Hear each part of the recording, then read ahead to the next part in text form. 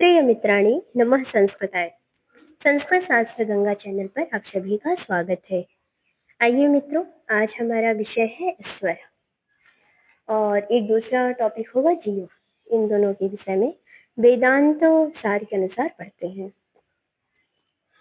प्रत्येक कार्य का कोई न कोई कारण अवश्य होता है, इसलिए संपूर्ण चराचर जगत को देखकर यह मन में एक विचार आता है कि इसका भी कोई ना कोई कारण होगा जिससे यह उत्पन्न हुआ है।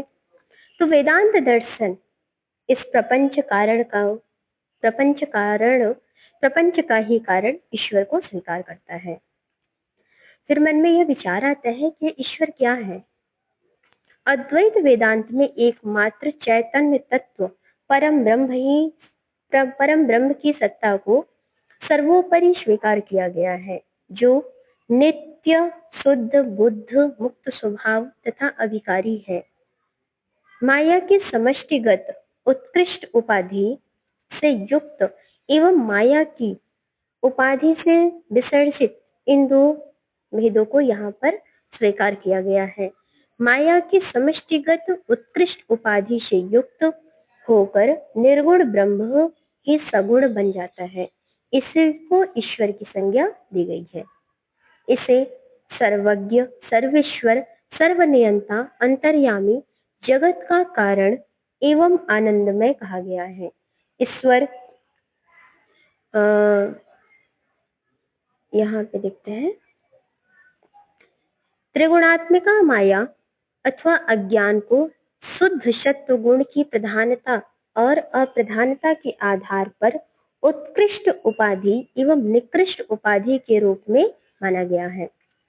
विशुद्ध सत्व प्रधान उत्कृष्ट उपाधिभूत समष्टि मूलक अज्ञान से उपहित चैतन्य परम ब्रह्म को ईश्वर तथा निकृष्ट उपाधिभूत व्यष्टि मूलक अज्ञान से उपहित चैतन्य को अद्वैत वेदांत जीव मानता है।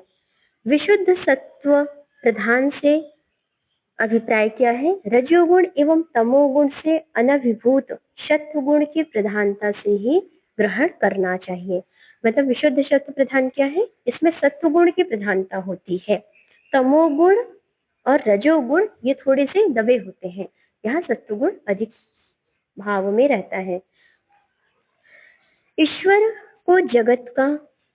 को जगत की उत्पत्ति, स्थिति और लय का कारण माना गया है। ईश्वर सर्वशक्तिमान है, अपनी शक्ति द्वारा यह कुछ भी करने में समर्थ है।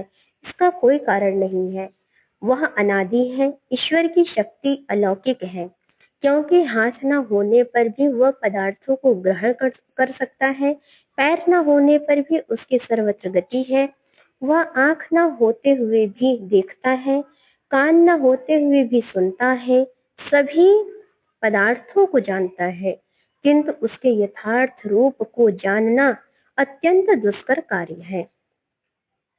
संपूर्ण चराचर रूप प्रपंच समूह का साक्षी रूप में ज्ञाता होने के कारण ईश्वर को सर्वज्ञ कहा गया है।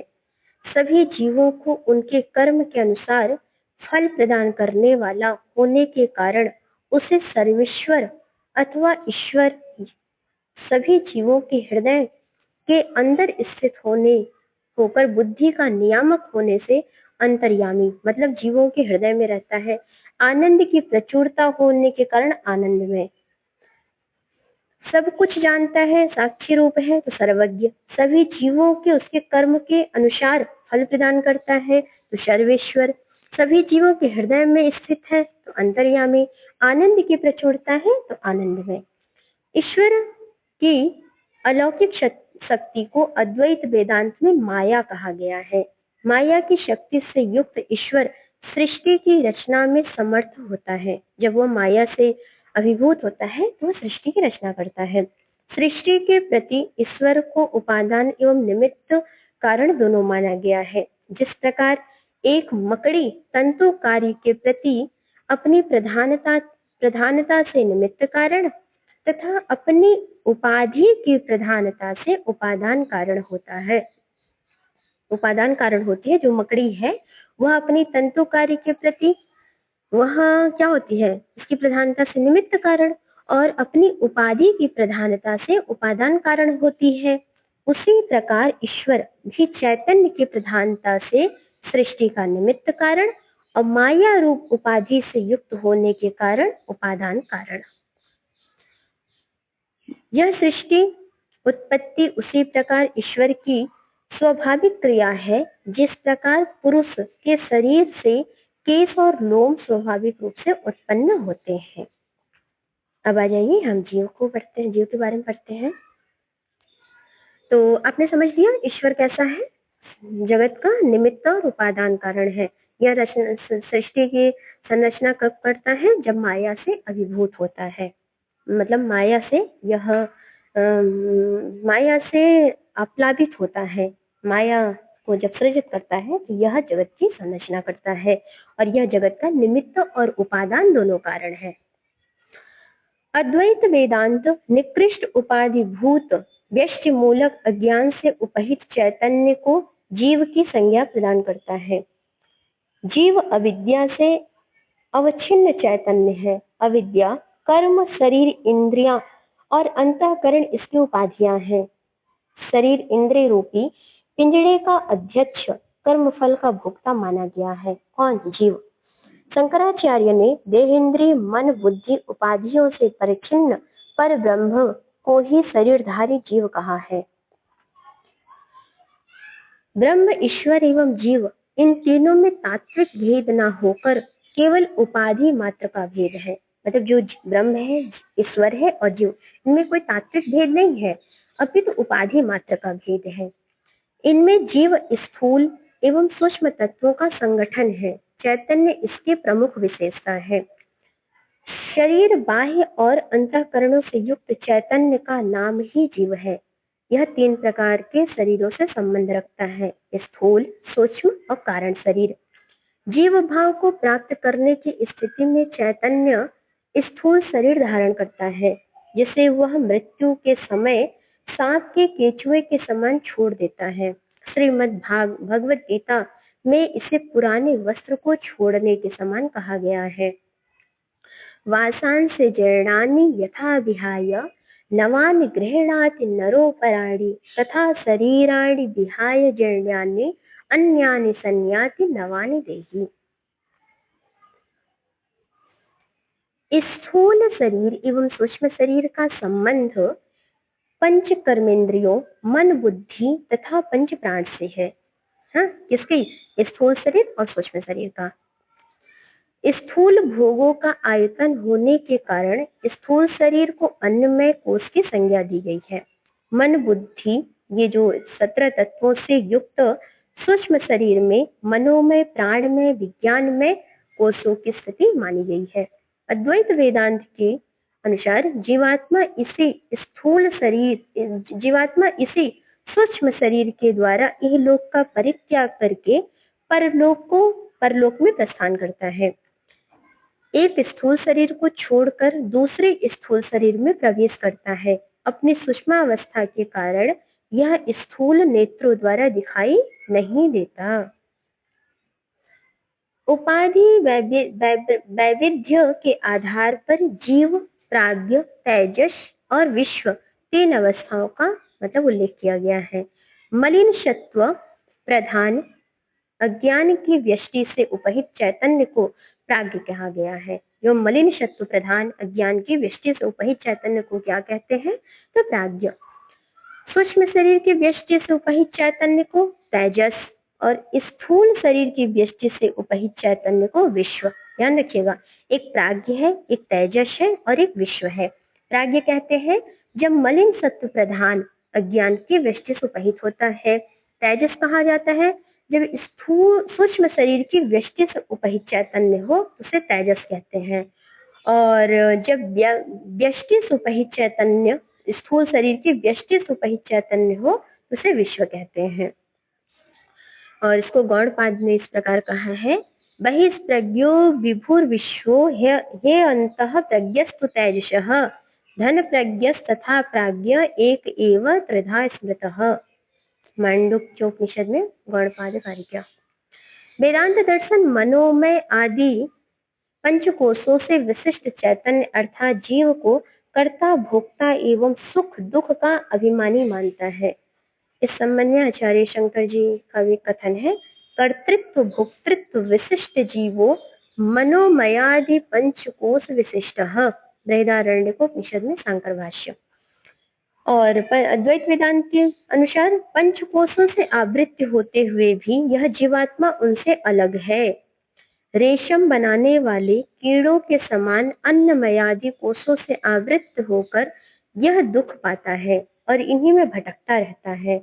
अर्थात आत्मज्ञान अर्थात अपने स्वरूप का सही सही ज्ञान प्राप्त करने पर वह मुक्ति या मोक्ष को प्राप्त कर लेता है, अन्यथा उसे इस संसार में विविध प्राणियों के शरीरों में कर्मानुसार बार बार जन्म लेना पड़ता है। और इसी बात को विद्यारण्य ने कहा है, कल ये भी पंक्ति आई थी कि जिस प्रकार मूंज से शीख युक्ति से प्रयत्न पूर्वक निकाल ली जाती है, ठीक उसी प्रकार युक्ति पूर्वक आत्मा को शरीर त्रय एवं पंच कोशों से अलग कर लेने पर जीवात्मा परम ब्रह्म को प्राप्त हो जाता है। अब देखिए, यहाँ जीव की 4 अवस्थाएं हैं। जीव की कौन कौन सी 4 अवस्थाएं हैं? तो गौड़पाद ने इन 4 अवस्थाओं का उल्लेख किया है। पहला जागृत, दूसरा स्वप्न, तीसरा सुषुप्ति और चौथा तुरीय। यहाँ देखिए, जो पहला अवस्था है वह जागृत अवस्था। कह रहे इस अवस्था में जीव मन और इंद्रियों के माध्यम से बाह्य पदार्थों का ज्ञान प्राप्त करता है। जागृत है, जागृत अवस्था में है, तो अपने मन और इंद्रियों से संपूर्ण बाह्य पदार्थों का ज्ञान प्राप्त करता है। इस स्थिति में उसका स्थूल शरीर, इंद्रिया, मन, बुद्धि आदि सचेष्ट रहते हैं। अन्नमय कोश से आबद्ध हुआ वह सांसारिक पदार्थों का उपभोग करता है। आचार्य गौड़पाद ने जीव को इस अवस्था में बाह्य विषयों को प्रकाशित करने वाला अर्थात बहिःप्रज्ञ एवं स्थूल भूख कहा है। दूसरी अवस्था स्वप्नावस्था है। जीव का शरीर और इंद्रियां विश्राम करती है, मतलब स्वप्न में उस समय जीव की जो शरीर और इंद्रियां हैं वो विश्राम करती हैं, किंतु उसका मन क्रियाशील रहता है।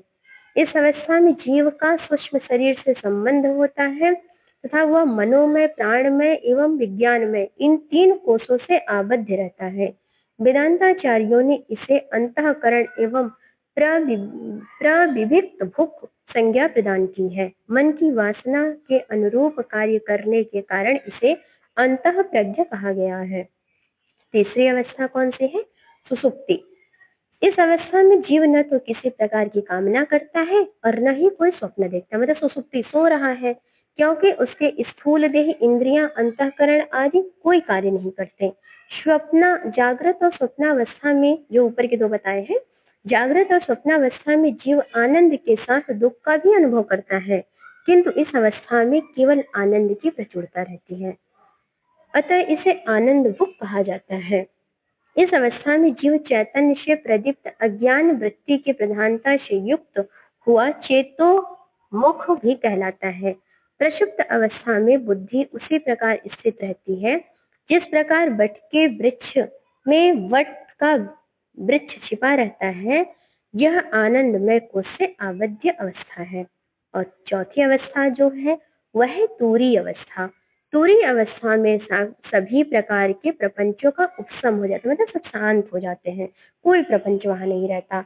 इसमें जीव न अंतःप्रज्ञ रहता है, न बहिष्प्रज्ञ, न ही उभय प्रज्ञ। यह उसका शांत शिव एवं अद्वैत रूप माना गया है। मतलब एकदम ऐसे समझिए कि बाहर की जितनी प्रपंच है सबसे अलग, एकदम अपने आनंद में रहता है, शांत शिव अद्वैत रूप, मतलब दूसरा कोई रूप भी नहीं रहता, अद्वैत हो जाता है। सभी प्रकार के दुखों की निवृत्ति होकर कार्य कारण भाव समाप्त हो जाता है, साथ ही वासना बीजों का भी नाश हो जाता है। सभी कोशों से मुक्त होकर जीव इस अवस्था में ब्रह्ममय बन जाता है। अनादि माया अथवा अज्ञान उसका साथ छोड़ देता है तथा इसे पूर्णतया अवबुद्ध एवं अद्वैत भाव की प्राप्ति होती है। अर्थात ऐसे आप कह सकते हैं कि यह मोक्ष को प्राप्त कर लेता है। तो आज के लिए इतना ही रखते हैं मित्रों। अब नेक्स्ट टॉपिक आपका आ जाएगा जगत, इसको कल देखते हैं। अस्तु, धन्यवाद।